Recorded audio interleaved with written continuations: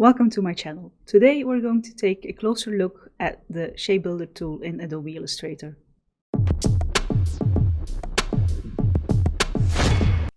So we're going to start with building some shapes, just some random circles.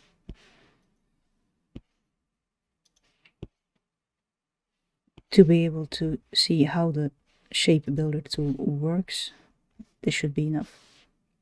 So make sure that your objects are overlapping. As you can see here, they are all touching each other. And then with the selection tool, you're going to select all your objects and then choose the Shapebuilder tool. As you can see, with the pointer there's a plus sign, so it's standard. It's on the add mode. So if you use it now, you will add the shapes together. So you just slide across the shapes that you want to connect. And as you can see, they're now one shape. But you can also use the Shapebuilder tool to subtract. So as always, make sure you have selected the shapes you want to use. And then select the Shapebuilder tool once again and press the Alt or Option key. And then click the areas you want to remove. And now it has made several new shapes, which you can then rearrange.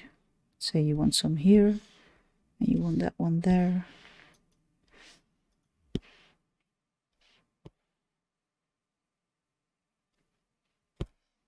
Then you have a very weird abstract bunny shape.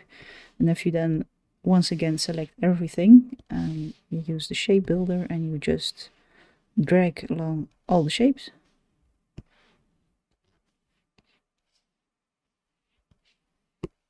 then you have one solid shape. But that's not everything the Shapebuilder tool can do. We're going to draw a line, and we're just going to choose no color and no fill, and then draw a line randomly across the design. With the selection tool, we're going to select everything once again, and then first select your Shapebuilder tool, and the properties, choose a random color or color you want to use. Let's take this pink sort color. And then with your Shapebuilder tool, you can select a part of your shape which has been divided by the line you made, and then you can color that one separately from the other side. It does make a new shape out of it, so you end up again with two shapes instead of one.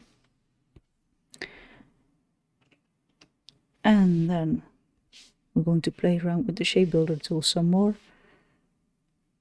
So Alt or Option to subtract.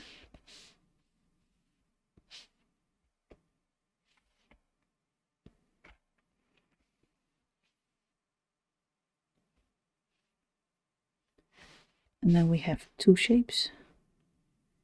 If you combine them now, they will change color again.